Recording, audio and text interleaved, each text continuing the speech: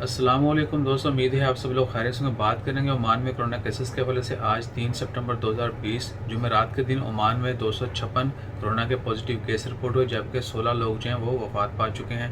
इन्ना लिल्लाहि व इन्ना इलैहि राजिऊन। ओमान में वफात पाने वालों की कुल तादाद ड्यू टू कोविड-19 705 हो चुकी है।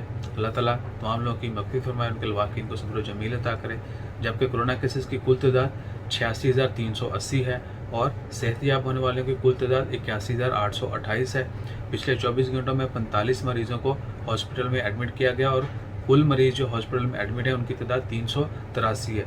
बहुत दिनों के बाद ये तादाद 400 से नीचे आई है, यानी हॉस्पिटल में कुल एडमिट लोगों की तादाद जो है वो 383 है। जबकि ICU में जो है, इंटेंसिव केयर यूनिट में जो मरीज़ हैं उनकी तादाद 144 है। सबकी सेहतयाबी के लिए दुआ करें और जो वफात पा चुके हैं उनकी मग़फ़िरत के लिए दुआ करें। Now in English, dear all, I hope you all will be good. Today on 3rd of September, on Thursday, Oman report 256 COVID-19 positive reported, while 16 death record.